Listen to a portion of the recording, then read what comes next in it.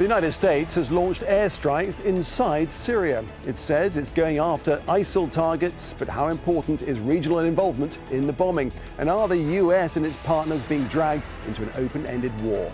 This is Inside Story.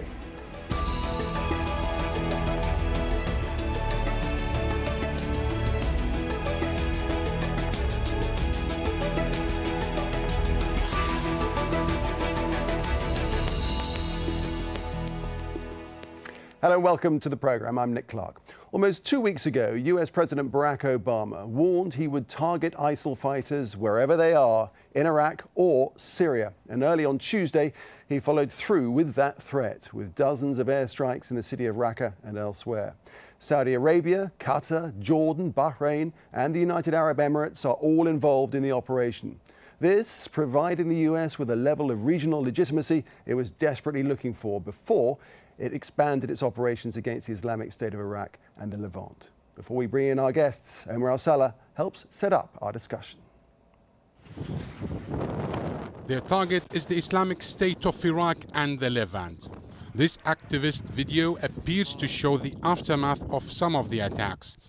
The US Central Command says that a mix of fighter jets, bombers, drone and Tomahawk missiles were used against 14 ISIL targets near Al-Raqqa, Deir ez-Zor, Al-Hasaka and Al-Bukamal. ISIL controls large parts of Iraq and Syria. The US has been bombing the group in Iraq over the last 2 weeks to help the Iraqi army and Kurdish forces. This is part of what President Barack Obama says is his strategy to defeat ISIL. First part of it can be successful, which is inside of Iraq. The combination of airstrikes from the coalition and the ground efforts by the Iraqi troops to regain lost territory is certainly an objective that's attainable in the next few months. It becomes a little more problematic when we're talking about efforts inside of Syria. The U.S. aim is, at this point, to arm and equip the moderate Syrian rebel groups so they can not only destroy Daesh, but also the Syrian government as well. Syria had said any operation within its territory should be coordinated with Damascus. And it appears the Syrian government knew about this attack and has maintained a high level of communication with the Iraqi government. Saudi Arabia, Bahrain, Jordan, the UAE and Qatar were also involved in the attack, but it's not clear what role they played. Jordan, which has borders with Iraq and Syria, is nervous about the ISIL advancement. There has been several attempts to infiltrate across our borders. We are striking the positions of ISIS because we think that we should do whatever necessary in order to strengthen and enhance and solidify the stability and security of our borders and our country. The US says there is a wide regional and Western cooperation behind its strikes. It is not clear what the outcome of these strikes will be and whether if they will benefit President Assad or the Syrian opposition. But many people are uncertain that the aerial campaigns alone can defeat ISIL. Omar Saleh, Al Jazeera.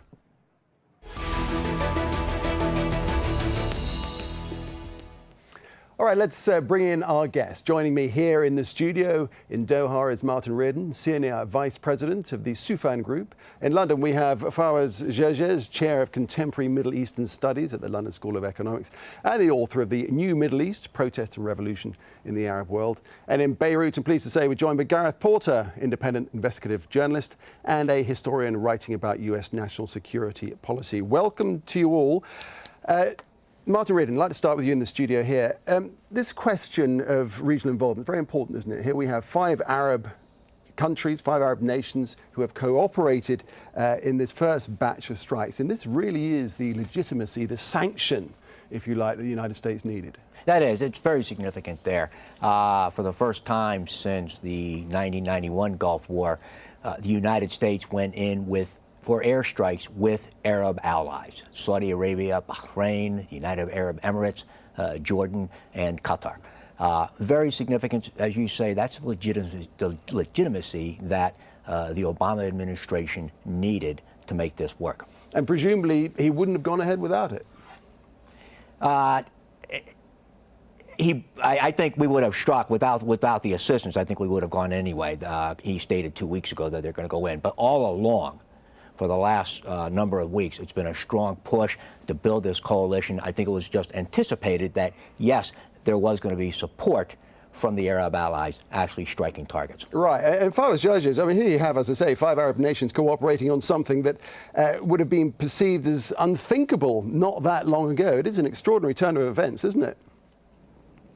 It really is. And this tells you a great deal about how the advances by the so-called Islamic State have changed the strategic architecture. It has threatened not only the established, state systems, but even regional security. You have 2 leading states, competing rivals in the region, Saudi Arabia and Iran, see eye to eye. That now the so-called Islamic State threatens the security of the Saudi kingdom and Iran itself. And both foreign ministers yesterday made it very clear that they see eye to eye on the threat by Daesh. Let me be clear here about one particular point. The Americans are not short, do not suffer from any shortages of fighter jets and cruise missiles or even air power. The main function of this particular coalition, as you said, is legitimacy.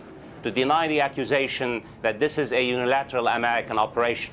The second point I want to stress regarding this particular point is that this president, Barack Obama, has made it very clear all along that the Americans will not fight what he calls local and regional powers' basic struggles. That the United States would provide command and control, logistic support, but local and regional powers must fight their own wars. This is he wants to distinguish himself from his predecessor, President George W. Bush. And he also wants to convince the Americans that this is not really Iraq, a second war similar to the Iraq campaign, that this is basically a different campaign, that regional powers are deeply involved, and the American is providing leadership, command and control, and air power.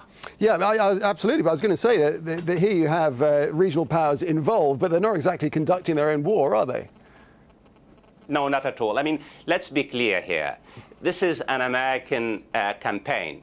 This is basically an American campaign in terms of targets, in terms of planning, in terms of logistics, in terms of cruise missiles, in terms of targets. Of course, regional powers can provide logistics and intelligence, in particular Jordan. Jordan has an impressive intelligence capacity in Syria and Iraq. But the reality is most of the attacks are conducted by the Americans. The regional powers don't have the capacity to really carry out large-scale and long strikes into a different country. So this is an American campaign, and the participation of key Arab states not only lends legitimacy to President Barack Obama, but also provides the cover for the president to convince the American people and the international community that this is a broadly based coalition with American leadership as opposed to being a unilateral American operation. Now, Gareth Porter, these nations do not see eye to eye on all issues. There are several problems that they have in cooperating, but here they are cooperating on this particular offensive. Does that give a fragility to the coalition? Well, I think that the coalition that we're talking about here does indeed provide the kind of optic advantage to the United States. That is to say, it does legitimize in the view of the international community far more than would otherwise be the case, the U.S. military operations. I happen to think that that's really quite unfortunate because it makes it easier for the United States to venture into a conflict that I think it's going to be, in the longer run, very clear the United States is going to make another mess of. I think that it's extremely unfortunate that the way in which this new war is being approached in the news media has either forgotten or denied the reality that over a series of wars in the Middle East, over the past decade in particular, the U.S. military has made a hash of it over and over again. It does not have the capability to target the so-called militants, whether it's in Pakistan, in Iraq, in Yemen, or in Syria, so that it can avoid a process of escalation of U.S. involvement because initial efforts will be unsuccessful. Okay, we're going to get into that really nitty-gritty in a little bit, but just isn't the mere fact that these regional powers are involved actually dilutes the impact of what you're saying there to a degree? Well, I don't see how it dilutes the impact, because I think what really counts is what happens on the ground in Syria from now on. And the fact that the Saudis, the UAE, Jordan are somehow involved in this is not going to change the impact on the ground of what the United States does militarily. I think what is far more important is whether the targeting can be precise enough to avoid the obvious missteps that the United States has made in the past over and over again. Okay, Gareth Porter, what do you think, these 5 Arab nations so far who've contributed to the offensive, what do you think their involvement has been? Because we don't actually know, do we? Well, we do. It's come out publicly that 4 of the countries were actually involved in the airstrikes, dropping bombs on targets. And that is significant. So they were actually flying the country's own planes and Exactly. using their air crews. And when you look at air forces like Saudi Arabia and Bahrain, United Arab Emirates, and Qatar, they have a mix of aircraft, but a lot of that aircraft is U.S. aircraft, which means they train with the U.S. Air Force. There's a couple things I want to comment on. Your speaker from Beirut, I agree with with everything he said. With one exception, I don't look at this as a U.S. campaign, unilateral. This is a U.S.-led campaign, and that was the goal all along. The United States has the assets to help make this work. It was never going to work without the coalition. And keep in mind, too, we have other silent partners right now, at least from the first night, that will certainly be coming on in the future. Great Britain, France, Germany has agreed to train Peshmerga forces on anti-tank weapons. So there are other players that I think in the coming days you're going to see. But I would categorize this as a U.S. or Western-led campaign. But that coalition of Arab partners is crucial, and it won't succeed without them. Yeah, okay, so Gareth Porter, what about that? So this is a US-led campaign, not a US campaign in its own right. Well, I think the real question here is what is going to happen after the first round of strikes in Syria fails to have a decisive effect. The inevitable consequence, it seems to me, of that situation is that the United States will broaden geographically the strikes in Syria. That inevitably increases the chances of the kind of missteps of targeting that is mistaken, that it hits civilians, obviously. I think that's inevitable that that's going to be happening. And I think the possibility of a clash between the United States and Syrian forces also increases as you broaden the geographical scope of U.S. involvement. And finally, I think that we have to take seriously the likelihood that the U.S. will indeed be committing at least special operations forces on the ground in Syria. They're already there in Iraq. I cannot believe that will not also happen in Syria in the coming weeks and months. It's true to say, Dr.Gerges, isn't it, that this opens up a bottomless can of worms.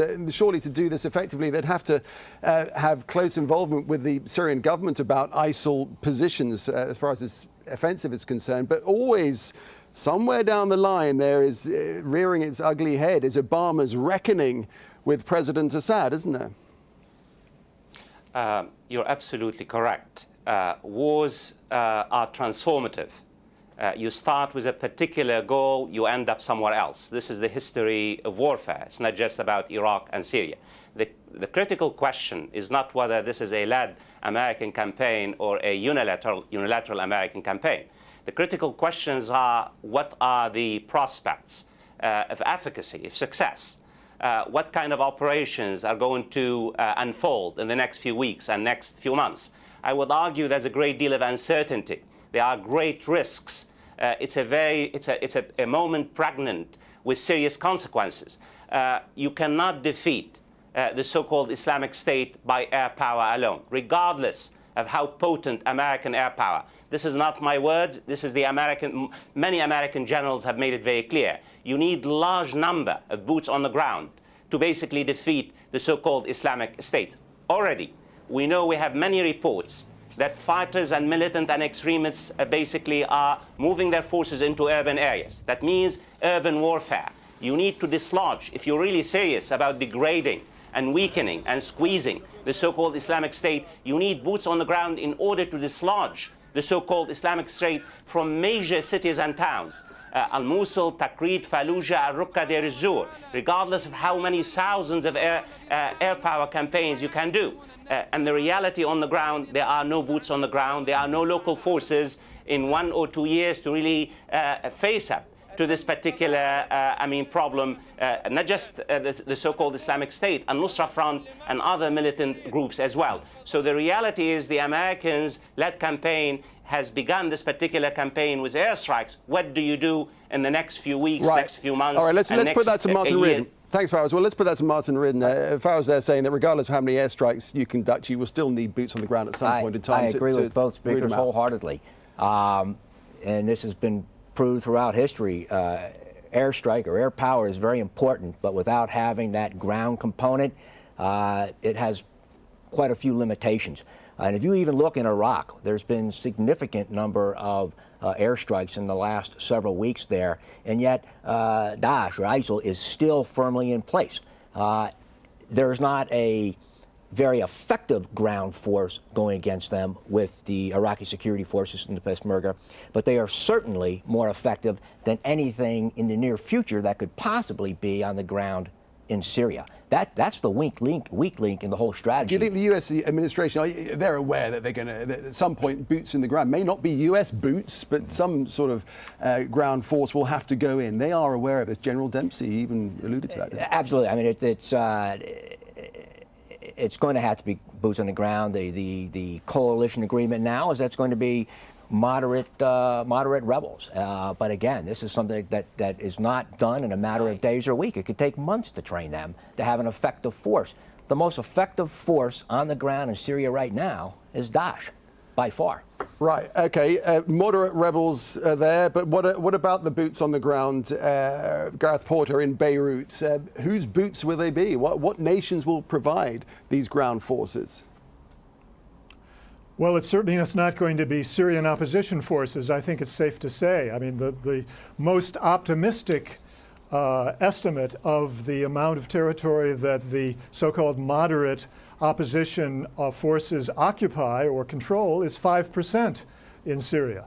And that's not going to change very dramatically anytime soon. So they're simply not going to be a significant factor in this conflict. And that really does beg the question, okay, who are these forces that we're supposed to be preparing to really fight the war? It's not at all clear that there is such a force.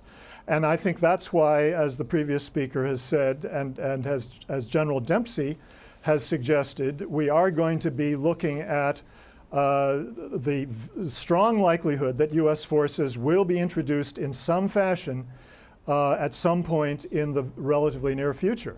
And again, I mean, you know, as a historian, I have to say that you look back on what happened in Iraq and you look at what happened in Afghanistan, and the boots on the ground that the United States has introduced in those countries have been utterly disastrous from the beginning to the end.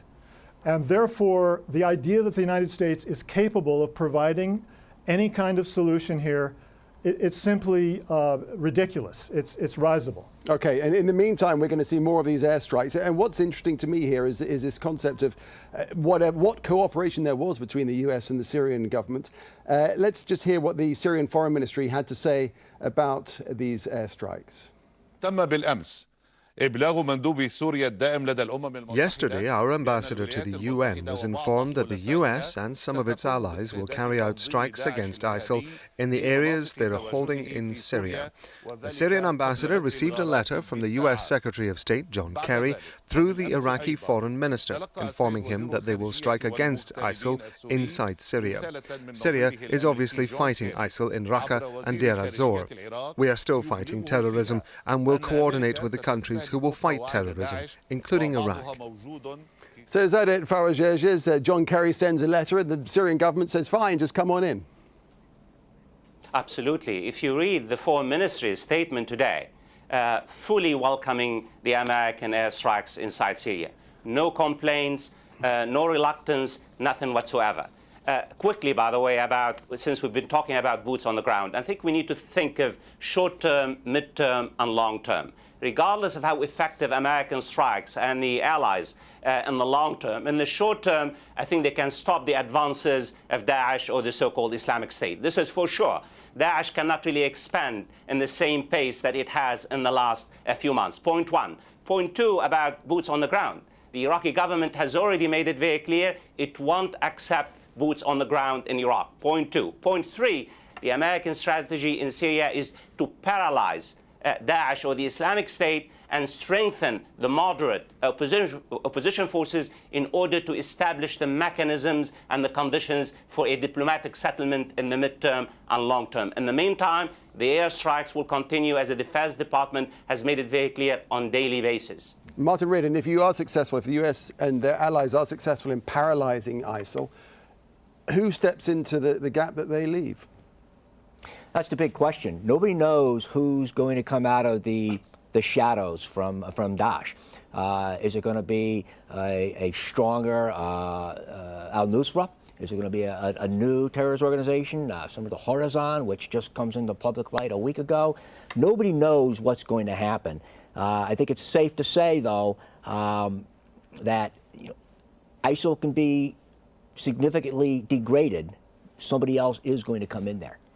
In your view, what does success look like for the United States? I think success looks, first of all, to put Daesh out of Iraq. And that's the big threat right there, is not so much threats against the West, it's regional instability, where you have ungoverned spaces in western Iraq and Syria. Get them out of Iraq now, in the coming months. And that was the whole reason for those airstrikes initially, was to give the Iraqis and the Peshmerga time to regroup and rearm. Get them out of there. But they have a safe haven in Syria.